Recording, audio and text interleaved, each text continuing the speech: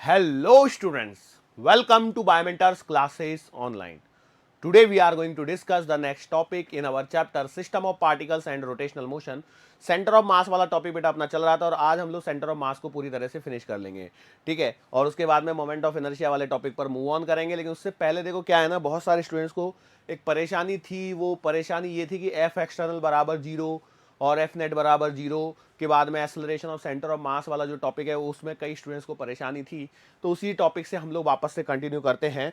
सो हम लोग स्टार्ट करते हैं बेटा कुछ इस प्रकार से। देखिए हमारे पास में क्या है कि लेट्स से हमारे पास में एक ब्लॉक है जिसका मास m1 है और इसका मास मैं ले लेता हूं m2, ठीक है। ठीक है, दो ब्लॉक मैंने ले लिए जिनके मासेस मैंने m1 और m2 ले रखे हैं।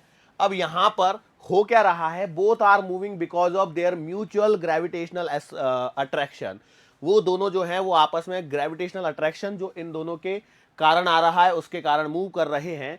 तो भैया देखो सिंपल सी बात है, अब इन दोनों के बीच में यदि मैं ग्रेविटेशन के फॉर्मूले से जो फोर्स का फॉर्मूला लिखूंगा तो वो आएगा आपके पास में F बराबर Gm1m2 अपॉन आर स्क्वायर, ठीक है। This will be the formula. इसमें तो कोई परेशानी नहीं होनी चाहिए, फॉर्मूला तो सेम रहेगा। अब यदि ये फॉर्मूला सेम है तो इसका मतलब ये है कि बेटा इस पर जो लगने वाला फोर्स होगा वो रहेगा F इस डायरेक्शन में और इस पर लगने वाला जो फोर्स रहेगा वो रहेगा इस डायरेक्शन में, ठीक है। ओके, अब यदि ये वाला ब्लॉक मूव करेगा तो मैंने बोला भैया इसका जो एक्सेलरेशन है वो आएगा a1 और इसका जो एक्सेलरेशन आएगा वो आएगा a2, ठीक है। भाई देखो दोनों का जो फोर्स है, फोर्स आपका कॉमन हो जाएगा Gm1m2 अपॉन आर स्क्वायर, उसमें कोई परेशानी नहीं है if the initial distance between them is r। ये तो सेम हो गया। अब मैंने क्या बोला, यदि m1 वाला मूव करेगा तो इसका एक्सेलरेशन मैंने a1 मान लिया और m2 वाला मूव करेगा तो इसका एक्सेलरेशन मैंने a2 मान लिया, ठीक है। अब यहां पर अब सिंपल सी बात एक जो करते हैं वो ये है कि यदि मैं एक्सेलरेशन ऑफ सेंटर ऑफ मास का फॉर्मूला लिखना चाहूंगा तो ये एक्सेलरेशन ऑफ सेंटर ऑफ मास का फॉर्मूला आएगा m1 a1 प्लस का m2 a2 upon a1 plus का a2, ठीक है। This is the formula m1 a1 plus m2 a2 upon a1 plus का a2, this is the formula. अब सवाल ये उठता है कि ये a1 और a2 कैसे निकाले जाएंगे, हाउ विल यू राइट। सो उसके लिए जरा देखिए बेटा फटाफट से यहां पर आ जाइए इस सिस्टम के अंदर में। This is the our system. इस सिस्टम के अंदर में यदि मैं एफ नेट की बात करता हूं तो एफ नेट कितना आएगा बताओ। ये एक फोर्स एफ इधर से लग रहा है, एक फोर्स इधर से लग रहा है, तो क्या मैं एफ प्लस का माइनस एफ बराबर जीरो, मतलब एफ नेट बराबर जीरो है, यस और नो। और बेसिकली यही फोर्स मैं ऐसे भी तो कह सकता हूं कि एफ एक्सटर्नल बराबर जीरो है। क्यों? क्योंकि ये जो फोर्स है वो सिस्टम के अंदर में घुसा दिए मैंने, इन फोर्सेस को मैंने सिस्टम के अंदर में ले लिया तो ये सिस्टम के इंटरनल फोर्सेस बन गए। क्या अब तो ये समझ में आ रहा है यहां तक? भाई देखो एफ नेट है, देखो इतना ही फोर्स है, ये एफ है, ये एफ है, इस पर फोर्स एफ लगा, इस पर भी फोर्स एफ लग रहा है।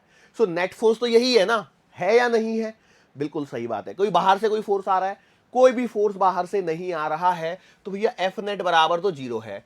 और सिंपल सी बात है, यहां पर यदि मैं ध्यान से देखूं तो कोई एक्सटर्नली फोर्स है, एक्सटर्नल कोई फोर्स नहीं है। यदि मैंने इस पूरे को एक सिस्टम मान लिया, so there is no external force, so I can say that F net बराबर zero. It simply means that F external equals to zero. अब हालांकि यदि देखा जाए तो यदि मैं इंडिविजुअल ब्लॉक की यदि मैं बात करूं तो उसके अंदर में फोर्सेस हैं।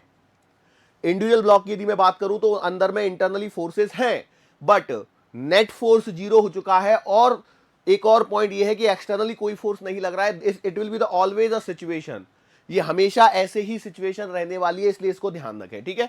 अब यहां से देखेंगे तो अब मैं यदि a1 के एक्सेलरेशन की बात करता हूं तो a1 का जो फॉर्मूला लिखा जाएगा वो लिखा जाएगा बेटा f अपॉन m1। अरे यस और नो, बिल्कुल सही बात है। एंड a2 जो लिखा जाएगा वो लिखा जाएगा माइनस का f अपॉन m2। माइनस क्यों? क्योंकि फोर्स की डायरेक्शन अपोजिट है, फोर्स की डायरेक्शन अपोजिट है। अब यदि इन सारी चीजों को मैं कंबाइनली लिखता हूं तो देखो क्या हो जाएगा, ACM बराबर m1 इंटू a1 की वैल्यू रख दीजिए तो ये आएगी बेटा f अपॉन m1 प्लस का m2 into minus f upon m2 upon, sorry बेटा एक छोटी सी सिली मिस्टेक हो गई यहां पे। देखो क्या मिस्टेक हुई है, मैं उसको कवर कर देता हूं। पहले तो कवर करने से पहले देखो ये है यहाँ पे जो मिस्टेक मैंने करी है वो ये है कि this should be m1 plus का m2 ना। टोटल मास आता है, मैंने a1 प्लस का a2 लिख दिया। वैसे भी आप देख पा रहे होंगे कि यूनिट्स एंड मेजरमेंट का कॉन्सेप्ट लगाते तो वो डायमेंशनली करेक्ट नहीं थी इक्वेशन, तो वो गलती हो ही जा रही थी। Now since I have corrected it, so मैं यहां पर लिख देता हूं m1 प्लस का m2। ओके, अब यहां पर जरा ध्यान से देखिए, acceleration of centre of mass क्या जीरो आएगा या नहीं आएगा, फटाफट देखिए। आगे अब तो खुश हो गए भाई, ACM बराबर m1 से m1 कटेगा, ये f आ जाएगा, m2 से m2 कटेगा, माइनस f आएगा, तो ऊपर जीरो, और न्यूमरेटर में जीरो हो और डिनोमिनेटर में कुछ भी हो, कोई फर्क नहीं पड़ता है। So acceleration of centre of mass zero आ गया। जो मैं आपको बताना चाहता था वो मैं यहां पर आपको बता चुका हूं कि क्या सिचुएशन बनती है। ठीक है, मतलब overall I can say that overall मैं कह सकता हूं कि इफ एफ नेट बराबर जीरो हो, या फिर ऐसा बोला जाए कि एफ एक्सटर्नल बराबर जीरो हो, so it implies I can say that acceleration of centre of mass will be equals to zero. ये जो पहली कंडीशन थी वो मैंने आपके सामने यहां पर फुलफिल करवा दी है। क्या पहली कंडीशन से सेटिस्फाई हो चुके हैं? अब तो इसमें कोई परेशानी नहीं होनी चाहिए। आई होप सो, मैं ऐसी उम्मीद रख रहा हूं आप लोगों से। क्या ये बात समझ में आ गई? चलो आगे बढ़ते हैं। अब यहां से आगे अब देखो क्या पॉइंट आता है कि यदि अब हमारे पास में एक्सटर्नल फोर्स जीरो आने पर सेंटर ऑफ मास का एक्सेलरेशन तो जीरो आ गया, लेकिन वी नो दैट, क्या जानते हैं हम लोग कि A बराबर dv बाई dt होता है। So I can say that acceleration of centre of mass बराबर dvcm बाई dt लिख सकता हूं मैं। अरे लिख सकता हूं, लिख सकता, बिल्कुल लिख सकता हूं। तो acceleration of centre of mass बराबर dvcm बाई dt। अब since acceleration of centre of मास यदि आपके पास में जीरो है, सो जीरो बराबर dvcm बाई dt। अब एक बात बताइए, किसी भी फंक्शन का डिफरेंशिएशन यदि जीरो आ रहा है तो what is the meaning of this zero? क्या मीनिंग है? किसी भी फंक्शन का डिफरेंशिएशन जीरो कब आता है? या तो वो जीरो हो या फिर वो कांस्टेंट हो। इसका मतलब ये है कि यहां से मेरे पास में कंक्लूजन निकल के आएगा कि आइदर VCM इज जीरो और VCM इज कांस्टेंट। ठीक है भाई, दोनों बातें हो सकती हैं, या तो VCM जीरो ही हो या VCM कांस्टेंट हो। लेकिन हम लोग जो है वो मेन इस पर लेके चलेंगे, क्योंकि कांस्टेंट भी, जीरो भी क्या है, एक तरह से कांस्टेंट है। जीरो भी क्या है, एक तरह से कांस्टेंट ही तो है, भले जीरो है लेकिन है तो कांस्टेंट। सो हम लोग यहां पर मोर प्रायोरिटाइज रिजल्ट, मतलब इस वाले रिजल्ट को लेके चलेंगे। सो यहां से कंक्लूजन इस प्रकार से निकलेगा कि भैया acceleration of centre of mass zero आ गया, मतलब velocity of centre of mass क्या हो चुकी है, कांस्टेंट हो चुकी है। और velocity of centre of mass constant हो चुकी है। इसका मतलब क्या है, centre of mass of the system will move with a constant velocity. अब वो क्या है, वो डिपेंड करेगा इनिशियल कंडीशंस पर, वो डिपेंड करेगा इनिशियल कंडीशंस पर। मतलब मैं कह सकता हूं कि भैया इफ VCM बराबर कांस्टेंट का रिजल्ट आपके पास में आ चुका है, तो अब यहां पर कहानी यही बनती है कि इफ UCM बराबर यदि जीरो है, then VCM will also be equals to zero. And दूसरी कहानी आपके पास में बनेगी, इफ UCM बराबर कुछ V नॉट आ जाए तो VCM बराबर भी V नॉट ही आएगा। जो UCM होगा वही आपका VCM होगा। इनिशियल सेंटर ऑफ मास की इनिशियल जो वेलोसिटी होगी वही फाइनल वेलोसिटी भी होगी। सर ये क्यों आ रहा है? काइनेमेटिकल इक्वेशन सेटिस्फाई कर रही है या नहीं कर रही है? तो जरा ध्यान से देख लीजिए। V बराबर आपका होता है U प्लस का AT, तो आप लिखेंगे VCM बराबर का UCM प्लस का ACM इंटू टी। अब ACM तो जीरो है, तो VCM बराबर आपके पास में UCM आ रहा है। अब यदि UCM जीरो है तो VCM भी जीरो हो जाएगा, और यदि UCM V नॉट है तो आपके पास में VCM V नॉट हो जाएगा। ये कहानी मैंने प्रूफ कर दी है। क्या इसमें कोई फर्क पड़ेगा? क्या इसमें आप समझ पा रहे हैं इस कंडीशंस को, यस और नो? तो क्या मैंने जो तीनों कंडीशंस आपको बताई थी प्रीवियस लेक्चर में, क्या वो अभी फुलफिल हो चुकी हैं? यस और नो, यस और नो बोलो फटाफट से। हो गई? अब अब हम लोग क्या करते हैं यहां पर सुनिए, इस वाली सिचुएशन को थोड़ा सा और आगे इलाबोरेट करते हैं। कौन सी वाली? इफ यूसीएम बराबर 0 देन वीसीएम बराबर 0 को थोड़ा सा और आगे लेके चलते हैं। तो ये देखो, मैंने बोला चौथा कंडीशन डाल रहा हूं बस ऐसे ही, इफ यूसीएम बराबर 0 है सो इट इंप्लाइज वीसीएम बराबर भी 0 है, ये मैं जानता हूं, ठीक है। ऑल्सो वी नो दैट, हम लोग एक बात और जानते हैं, और वो बात क्या है बेटा, कि V बराबर होता है dr by D T. Yes और नो? क्या V बराबर dr बाई डी टी जानते हैं? R क्या है? पोजीशन वेक्टर, V क्या है? Velocity vector. चाहिए तो आप वेक्टर फॉर्मेट में लगा दीजिए, कोई दिक्कत नहीं है। अब यहां से मैं एक काम कह सकता हूं कि if velocity of centre of mass is 0 that is UCM बराबर यदि 0 है, मतलब कुछ भी लगा लीजिए, वीसीएम बराबर 0 या यूसीएम बराबर 0 है, तो क्या कहेंगे बताओ, फटाफट से कंडीशन लगाओ। क्या कंडीशन लग के आएगी आपके पास में? कंडीशन लग के आएगी कि 0 बराबर D R C M upon D T बराबर है। सो इसका मतलब क्या हो जाएगा कि आर सी एम बराबर कांस्टेंट। इसका मतलब क्या है कि position of centre of mass will not change. इसका मतलब क्या है कि भैया position of centre of mass will remain constant, will remain constant, will remain constant. अब इसी कॉन्सेप्ट के ऊपर आज हम लोग न्यूमेरिकल सॉल्व करने वाले हैं। ये जो कॉन्सेप्ट है, हालांकि इस पर मैंने वर्बली कुछ न्यूमेरिकल्स आपको बता दिए थे, लेकिन फिर भी हम लोग कुछ और न्यूमेरिकल्स यहां पर करने की कोशिश करेंगे। सो स्टार्ट करते हैं वेरी फर्स्ट न्यूमेरिकल के साथ में, ठीक है। किस प्रकार का न्यूमेरिकल है? देखो, क्वेश्चन है यहां पर, एक स्मूथ सरफेस के ऊपर में एक 2m मास वाला और एक 3m मास वाला पार्टिकल एक दूसरे से d डिस्टेंस पर रखे हुए हैं। देखो, 2m और 3m वाला पास वाले पार्टिकल, सरफेस म्यू नहीं दिया गया है, इसका मतलब सरफेस कैसी है? स्मूथ सरफेस के ऊपर में रखे हुए हैं। अब सवाल ये है कि इफ, क्वेश्चन देखिए कहां है, क्वेश्चन है if they start moving, if they start moving due to mutual attraction, mutual attraction, then find the position, या फिर बोलेगा distance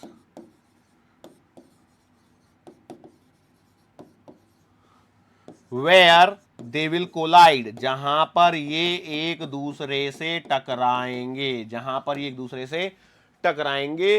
that is the question. फटाफट कर लीजिए। अब देखो, कॉन्सेप्ट लगाना है आपको, क्या है फटाफट कॉन्सेप्ट कैसे अप्लाई हो रहा है। ये देखो, 2m वाला और 3m वाला क्या हो रहा है? म्यूचुअल अट्रैक्शन के कारण मूव कर रहे हैं। इसका मतलब एफ एक्सटर्नल बराबर 0 है। एफ एक्सटर्नल बराबर 0 है, सो it implies acceleration of centre of मास भी क्या है? 0 है। अच्छा, मैंने बोला था 2m और 3m मास वाले पार्टिकल्स रखे हुए हैं, इसका मतलब यह है कि also I can say that initial velocity of centre of mass will B 0, क्यों? ये भी रेस्ट पे, ये भी रेस्ट में, तो initial velocity of centre of mass will also B 0। सो बेटा यहां तक की कहानी क्लियर है। सो इसका मतलब आई कैन से दैट कि R C M will be equals to constant. इसका मतलब क्या है? Position of centre of mass will remain constant, और position of centre of mass will remain constant, तो इसका मतलब यह है कि जहां पर भी इनकी टक्कर होगी that point will be the centre of मास। मतलब कहानी सिर्फ इतनी सी है कि आपको निकालना है सेंटर ऑफ मास। तो कैसे निकालेंगे? तो आर सी एम बराबर, मान के लो मैं 2m से स्टार्ट करता हूं, तो 2m इंटू 0 प्लस का 3m into D upon 2m plus का 3m। So are C M का जो आंसर आएगा वो आएगा कितना बेटा? 3md upon 5m। So are C M का जो आंसर आया है वो आया है 3d अपॉन 5। एंड ये 3d अपॉन 5 जो है वो कहां से डिस्टेंस ली गई है? That distance is to be measured from 2m mass, तो ये आ गया बेटा 3d/5 वाला पॉइंट, यहां पर जाकर के कोलिजन होने वाला है। क्या ये सवाल आपको समझ में आया? ऐसा सवाल यदि आता है तो क्या कर पाओगे? ओके चलो, मैं उम्मीद करता हूं कर पाओगे आप लोग ऐसे सवालों को। थोड़ा सा और आगे बढ़ते हैं अभी हम लोग सवालों में। अब देखो सवालों में क्या है, क्वेश्चन देखिए क्या हो रहा है। हमारे पास में एक स्मूथ सरफेस के ऊपर में एक 80 किलोग्राम का एक प्लैंक रखा हुआ है। इसे मैंने रखा है एक स्मूथ सरफेस के ऊपर, ठीक है, एक स्मूथ सरफेस के ऊपर रख दिया है। नाउ इसके ऊपर मान के चलो ये 20 केजी का एक लड़का है जो यहां पर खड़ा हुआ है, ठीक है, 20 केजी का एक लड़का है जो यहां पर खड़ा हुआ है। नाउ क्वेश्चन ये है कि if boy start moving towards right, अब देखो यहां पर तो राइट में ही पोजीशन है, towards right on the plank find the distance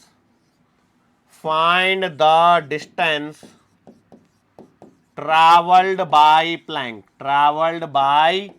plank कितना चल जाएगा, ये आपके पास में सवाल है। अब देखो हो क्या रहा है, बेसिकली इनिशियली ये लड़का यहां पर बैठा दिया, ये प्लैंक है, स्मूथ सरफेस पे रखा है, 20 किलो का लड़का है, 80 किलो का प्लैंक है, भारी सा प्लैंक है, और इस प्लैंक की लेंथ देना जरूरी है बेटा। मान के चलो ये जो प्लैंक है इसकी लेंथ दे देता हूं मैं आपको, ये है यहां पर 10 मीटर का प्लैंक है, ठीक है, 10 मीटर का प्लैंक है। तो बताना है ये कि जब ये लड़का यहां पहुंच जाएगा तो ये प्लैंक कितना सरक जाएगा। पहली बात तो किधर सरकेगा, ये बहुत अच्छा इंपॉर्टेंट क्वेश्चन है। तो एक बात समझिए, देखो क्या हो रहा है कि जब आप आगे ऐसे चलोगे, ठीक है, या मैं ऐसे चलता हूं, जैसे मैं आगे चल रहा हूं, तो देखो क्या हो रहा है, मैं पैरों से जमीन को पीछे की तरफ धकेल रहा हूं कि नहीं धकेल रहा हूं? बोलो धकेल रहा हूं कि नहीं धकेल रहा हूं? बिल्कुल धकेल रहा हूं। जब मैं ऐसे पीछे जा रहा हूं तो ये बात अलग है, ठीक है, आगे जा रहा हूं, पीछे जा रहा हूं, चलना है। जब आप चल रहे हो तो क्या कर रहे हो कि जैसे मैं आगे चलता हूं तो मैं अपने पंजों से जमीन को पीछे की तरफ पुश करता हूं, मतलब I have done some action, बदले में ग्राउंड ने क्या दिया, रिएक्शन, बराबर है। अब जब रिएक्शन दिया तो मैं चल पाया, यदि रिएक्शन नहीं मिलती थी, जैसे स्मूथ सरफेस हो जाती है, एकदम चिकनी सतह हो जाती है, तो वहां पे मैं गिर सकता हूं। बर्फ पे नहीं चल पाते, क्यों नहीं चल पाते? गिर जाते हैं, स्लिप कर जाते हैं। तो इसका मतलब ये लड़का इस प्लैंक पे तो चलेगा, क्योंकि प्लैंक तो नॉर्मल रिएक्शन प्रोवाइड करेगा, लेकिन सिंस प्लैंक को मैंने स्मूथ सरफेस पर रखा है तो बेटा प्लैंक को एक एक्शन मिलेगी, तो ये स्लिप करने लगेगा। ये क्या करने लगेगा? स्लिप करने लगेगा। और इसका मतलब ये है कि देखो लड़का जब आगे चलेगा तो ये प्लैंक को पीछे ऐसे धकेलेगा कि नहीं धकेलेगा? सोचिए, अरे धकेलेगा या नहीं धकेलेगा? बिल्कुल सही बात है। सो यही बस चीजें हैं। अब सोचो इन सवालों को करने का तरीका क्या है, एकदम सिंपलेस्ट मेथड में आपको बता देता हूं। करना क्या है, देखिए ये 20 किलोग्राम वाला लड़का है, वो कितना चलेगा? तो आप बोलोगे इसको 10 मीटर चलना है। क्या ये बात सही है? बिल्कुल सही बात है। और जब ये इधर चलेगा तो प्लैंक इधर सरकेगा, बराबर है, प्लैंक इधर सरकेगा या नहीं सरकेगा? तो आपने बोला प्लैंक तो इधर सरकेगा। और जब प्लैंक सरकेगा तो जितना प्लैंक सरकेगा, प्लैंक के साथ में लड़का भी कुछ ना कुछ सरकेगा। यस और no?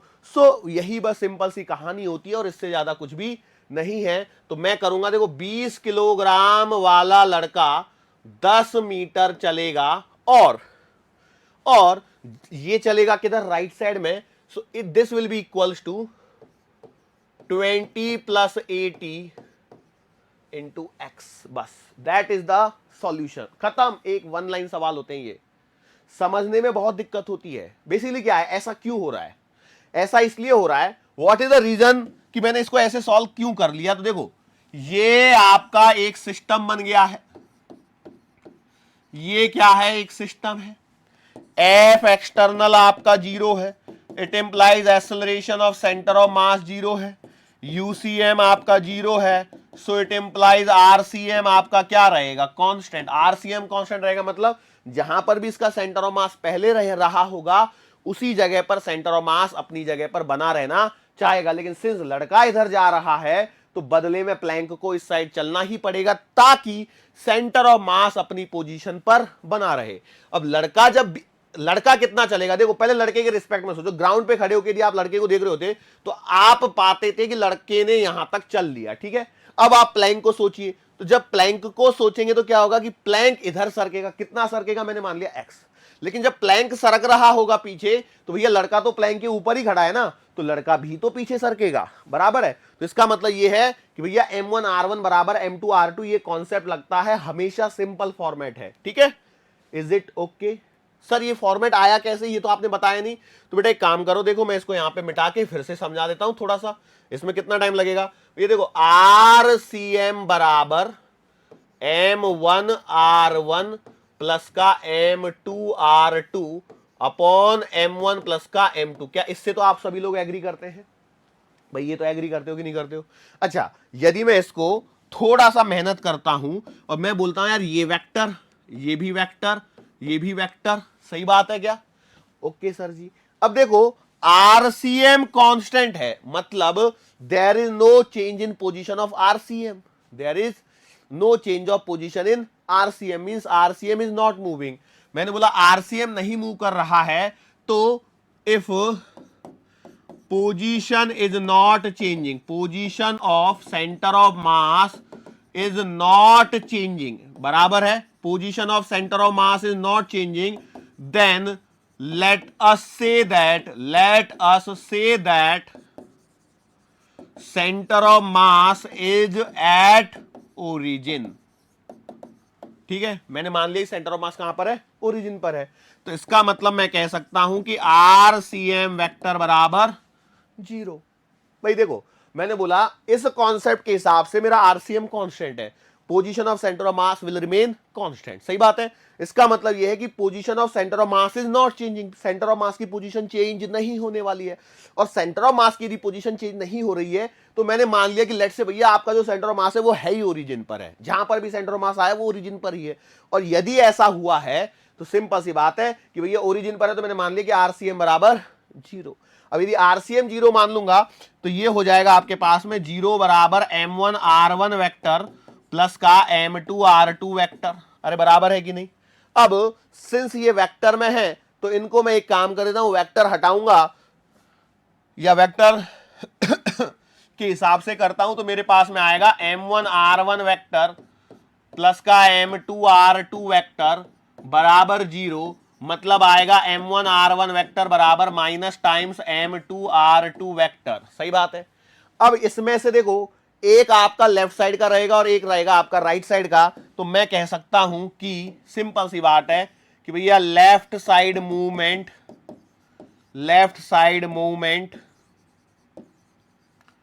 Of masses equals to right side movement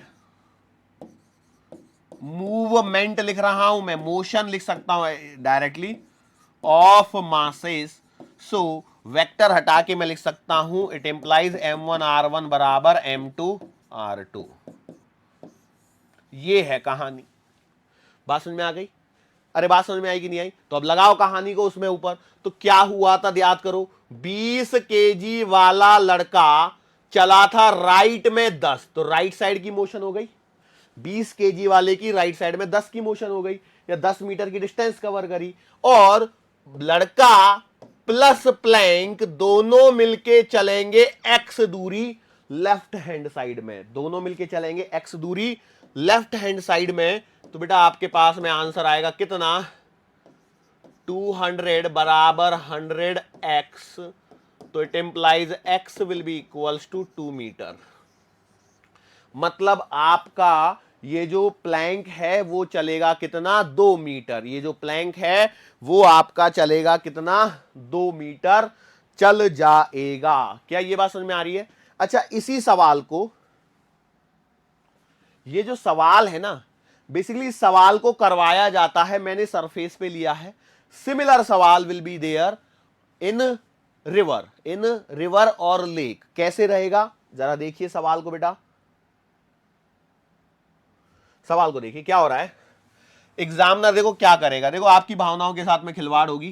question देगा ये एक रिवर दे दी, ठीक है, ये एक रिवर है,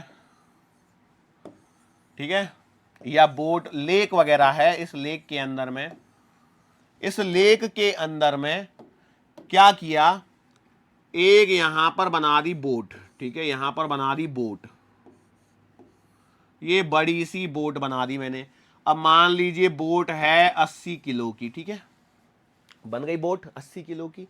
अच्छा, अब क्या बोलेगा एग्जामिनर, इस 80 किलो की बोट में एक लड़का इस कोने पर खड़ा है, और ये जो बोट है वो है, मान के चलिए इस बार 8 मीटर लंबी मैंने बोट ले ली, ठीक है, सवाल की भाषा को पकड़िए, 8 मीटर लंबी बोट ले ली, और ये छोटा सा बच्चा है जिसका वजन है 20 केजी। सेम सवाल है, बस डेटा मैंने 8 मीटर को चेंज किया है। सवाल को सुनिए, लैंग्वेज को सुनिए, सवाल क्या है, there is a lake in which a boat of 80 KG is placed. अब यहां पर लेक दिया है, मतलब वो पानी, ठहरा हुआ पानी है, ठहरे हुए पानी के अंदर में। अब देखो क्या होगा ना, आपने भी ऑब्जर्व किया होगा, कभी आप बोट में से किनारे पर उतरे हैं, बोट में से किनारे पर उतरे हैं, तो क्या होता है, जब आप उतरने की कोशिश करते हो तो आप लात से, पैरों से पीछे की तरफ उसे पुश करते हो, नहीं करते हो, तो मतलब आप आगे चलते हो तो बोट पीछे की तरफ सरक जाती है। तो वही यहां पर भी होने वाला है, सवाल यही पूछेगा, if boy reaches to the other end then what will be the distance travelled by the boat in the water. Same सवाल, बोलो कैसे करोगे। अब मुझे नहीं लगता है कि इतना सब लिखना पड़ेगा, बोलो क्या होगा, क्या होगा, 20 किलो वाला लड़का चलेगा कितना, 20 किलो वाला लड़का लेफ्ट साइड में चलेगा 8 मीटर, अरे सही है, और ये बोट, बोट लड़के के साथ में चलेगी 20 प्लस 80 राइट हैंड साइड में x, तो आंसर आएगा 160 बराबर 100x, सो x बराबर आ जाएगा 1.6 मीटर। अरे बात समझ में आई। कर सकते हैं या नहीं कर सकते,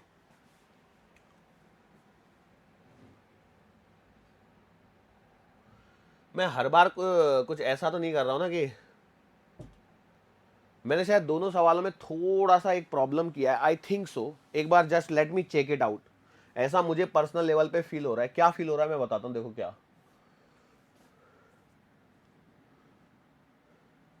सही तो कर रहा हूँ ना मैं, 8 मीटर का है, 20 मीटर 20 केजी का है, सही बात है।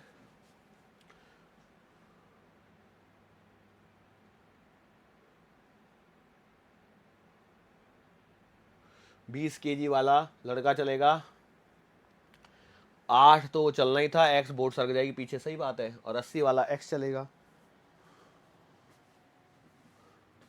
भाई 80 केजी और ये सब चीजें बराबर ले रहा हूं ना मैं, हाँ सही ले रहा हूँ, कोई दिक्कत नहीं है, ओके।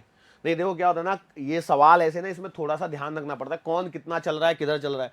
यदि एक की भी थोड़ी सी भी मिस्टेक हुई तो ये मान लीजिए सवाल आपका गलत होने से कोई नहीं रोक सकता। मतलब क्या है कि जैसे मेरे को यहाँ पर सोचिए, जो सोच रहे हैं वो प्रॉपर होना चाहिए कि भैया 20 किलो वाला लड़का पहले 8 चला इधर में, और जब ये पीछे सरकेगी तो बोट भी सरकेगी और लड़का भी सरकेगा, दोनों सरकेंगे पीछे, और कितनी डिस्टेंस से सरकेंगे, तो ये सरकेंगे बेटा आपके एक्स वाली डिस्टेंस से सरकेंगे। कितनी डिस्टेंस सरकेंगे, एक्स डिस्टेंस से सरकेंगे। क्या ये बात समझ में आ गई आप लोगों को। चलो आगे एक और सवाल लेते हैं बेटा। यहां पर देखो सवालों का पैटर्न बिल्कुल ऐसा ही रहेगा, कुछ भी नया नहीं है कि आप सोचो कि कुछ नए टाइप के कुछ अलग डेंजर सवाल आएंगे। तो डेंजर सवाल कुछ नहीं है, बिल्कुल ऐसे सवाल है, बस थोड़ा थोड़ा सा घुमाते रहेंगे और क्या है। जैसे एक सवाल मैं आपको करवा देता हूं, क्वेश्चन है, तो ये बहुत ही टेढ़ा टाइप का सवाल माना जाता है।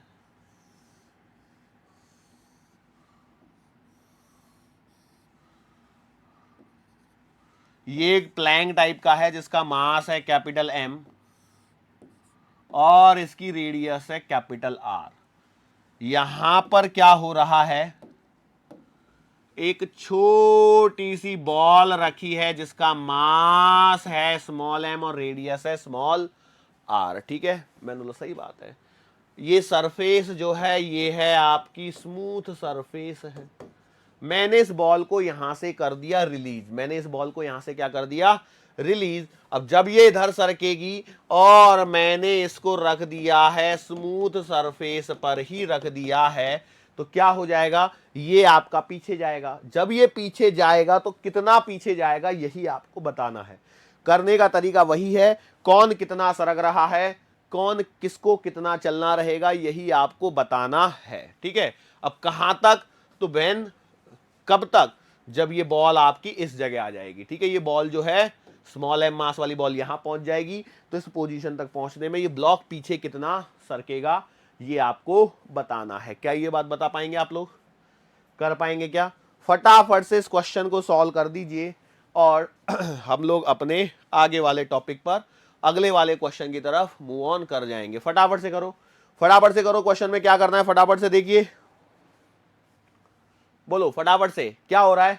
कौन कितना चलेगा, कौन कितना चलेगा, लेफ्ट साइड में किसका मोशन कितना है, राइट साइड में किसका मोशन कितना है, क्या ये सबका सवाल हो चुका है या नहीं हुआ है, बोलो। चलो मान ले कर लिया आप लोगों ने। देखो वन लाइनर है सवाल, इसको देखते हैं।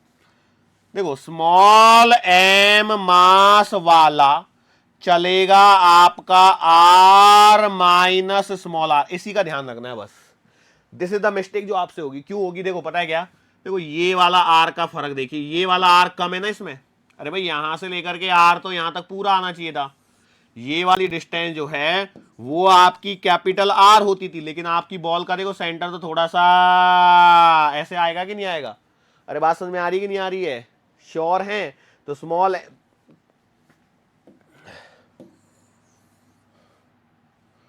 इसका मतलब आप लिखेंगे स्मॉल एम वाला चलेगा कितना, आर माइनस का स्मॉल आर इक्वल्स टू, अब दोनों मिलके कितना चलेंगे बेटा, ये चलेंगे एक्स।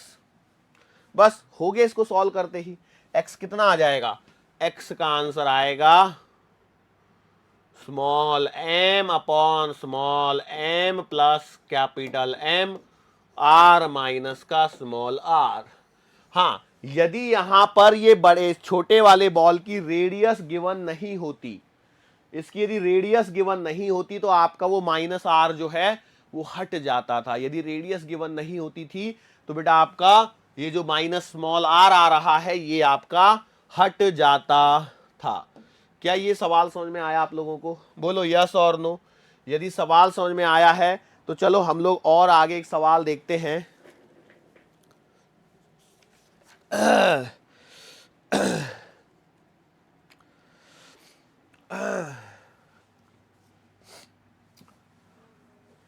देखो एक और ऐसा ही प्लैंक वाले सवाल हैं, ठीक है। यहां पर मेरे पास में एक स्मॉल एम मास वाला है, इसका मास कैपिटल एम है, ठीक है। अब अभी तक मैंने देखो जो सवाल दिया है ना उसमें क्या बोला है कि ये इतना चला है, वो इतना चल रहा है। मान के चलो आपके पास में सवाल ऐसा आ जाए कि, सवाल ऐसा आ जाए कि देखो ये स्मॉल एम वाला, ये कैपिटल एम वाला, ठीक है। मैंने बोला let's say if small M is given velocity v, then what will be the velocity of system। अब देखो अब आपके पुराने वाले सवाल चालू हो गए।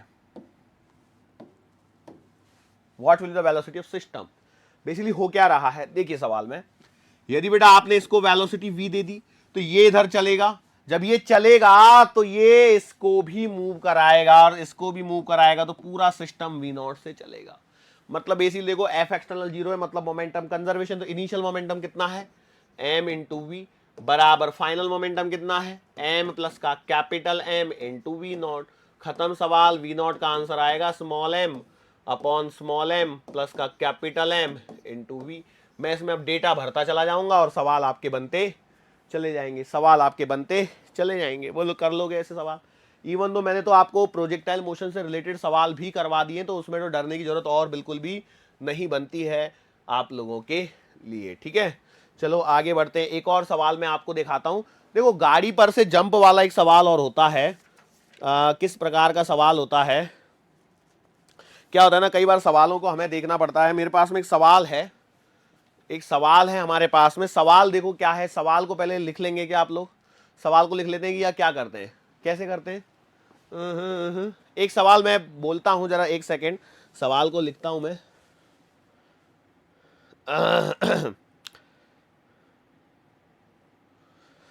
देखो कुछ इस प्रकार से लेते हैं सवाल को। हमारे पास में एक गाड़ी है, ठीक है, ये गाड़ी का मास है कैपिटल एम, और इसके ऊपर में एक लड़का खड़ा है, इसका मास है स्मॉल एम, ठीक है। मैंने माना लेट्स से ये गाड़ी जो है वो V0 रफ्तार से जा रही है। देखो सवाल को ध्यान से सीखिए, ये एक गाड़ी है, कार्ट है, जिसका मास कैपिटल एम है, और इसके ऊपर में ये जो क्या बोलते हैं लड़का खड़ा है स्मॉल एम मास वाला, वो इसी के साथ में मोशन कर रहा है। देखो क्लियर सी बात है, गाड़ी V0 रफ्तार से चल रही है, तो कैपिटल एम मास जिसका गाड़ी का है उसके ऊपर स्मॉल एम मास वाला लड़का है। हुआ ये है भैया कि आपका मान के चलिए यहां पर सिचुएशन ऐसे है कि लड़का जो है, बॉय जंप्स फ्रॉम ट्रॉली, ये क्या हो गया, jumps from trolley in opposite direction,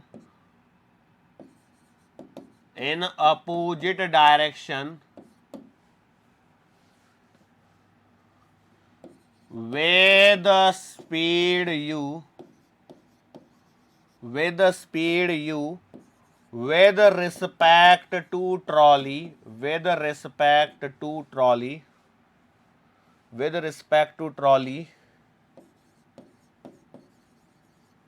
before jump.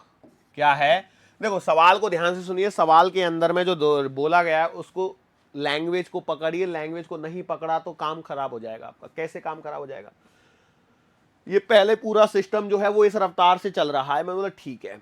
अब क्या हो रहा है कि जब लड़का कूदने ही वाला है, जैसे लड़का कूदा तो उस समय उसकी स्पीड है u with respect to what, trolley, यही यहां पर काम की चीज है, विद रिस्पेक्ट टू ट्रॉली। यदि आपने नहीं पकड़ा तो गड़बड़ी हो जाएगी। क्यों गड़बड़ी हो जाएगी, जरा ध्यान से सुनिए।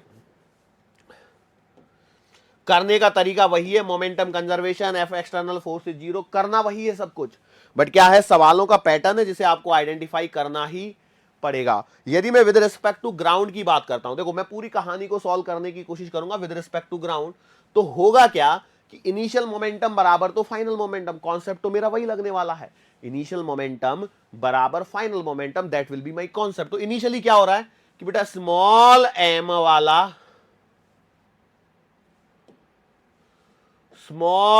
वाला प्लस कैपिटल एम वाली ट्रॉली, सॉरी, ये दोनों चल रहे हैं V0 रफ्तार से। क्या ये बात सही है हमारे पास में, यस और नो? बोला सही बात है, दोनों चल रहे हैं V0 रफ्तार से, तो ये तो मेरा इनिशियल मोमेंटम हो जाएगा। लेकिन what about the final momentum जो मेरे पास में यहां पर आएगा? अच्छा मैंने यही नहीं पूछा ना, क्या पूछना है, पूछा नहीं है, तो मैंने बोला है फाइंड स्पीड ऑफ ट्रॉलियां, पूछा ही नहीं है मैंने। फाइंड स्पीड ऑफ ट्रॉली, जब लड़का जंप कर चुका होगा तो स्पीड ऑफ ट्रॉली कितनी आएगी? तो भैया देखो बाद की सिचुएशन ऐसे आ जाएगी कि ये लीजिए, ट्रॉली जा रही होगी V रफ्तार से, मैंने मान लिया, और लड़का कहीं यहां पर होगा और ये ट्रॉली रही होगी। अब ट्रॉली की जो रफ्तार है वो मान लीजिए कहीं इसी डायरेक्शन में V मान लीजिए, ठीक है, श्योर है, एरो नहीं बना क्या, इसी रफ्तार में इसी डायरेक्शन में V मान लीजिए, ओके। तो देखो विद रिस्पेक्ट टू ग्राउंड क्या हो जाएगा, एक चीज तो श्योर है कि एम मास वाली ट्रॉली V रफ्तार से जाएगी, ये तो आपका अननोन है। प्लस अब यहां पर जो सवाल में बोला गया है वो ये है कि boy jumps from the trolley in opposite direction with speed u with respect to trolley before jump, so what is the meaning of this? तो इसका मतलब ये है कि यदि ये अपोजिट डायरेक्शन में कूदेगा, क्या कूदेगा? अपोजिट डायरेक्शन में, और with speed what? u, with respect to trolley before jump, with respect to trolley before jump, उसकी जो स्पीड है वो क्या है? u है। किसके रिस्पेक्ट में?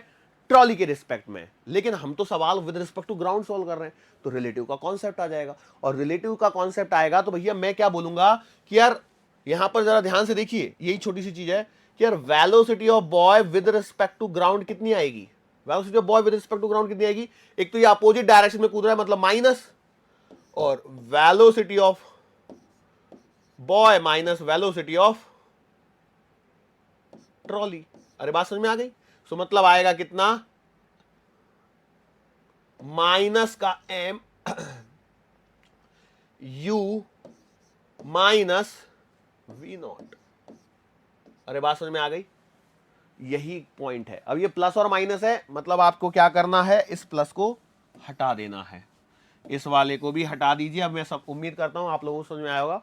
m प्लस का m v नॉट रफ्तार से पहले राइट साइड में चल रहे हैं, ध्यान सुनो, small m plus capital M v not रफ्तार से राइट साइड में चल रहे हैं। ओके, लड़का कूदा अपोजिट डायरेक्शन में, लड़का कूदा अपोजिट डायरेक्शन में, वो भी विद रिस्पेक्ट टू ट्रॉली, उसकी स्पीड है u, वो भी बिफोर जंप। बिफोर जंप है तो मैंने वहां से रिलेटिव का कॉन्सेप्ट लगाया, तो मेरे पास में आएगा u माइनस का v नॉट।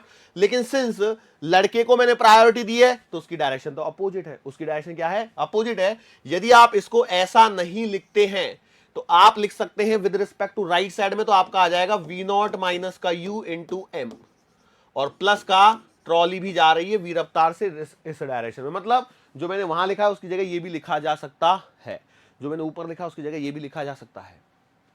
सर ये सवाल है ना छप्पर फाड़ के डिफिकल्ट हो गया है, इतना डिफिकल्ट हो गया है कि हमारे तो सर के ऊपर ऊपर से जाने लगा है।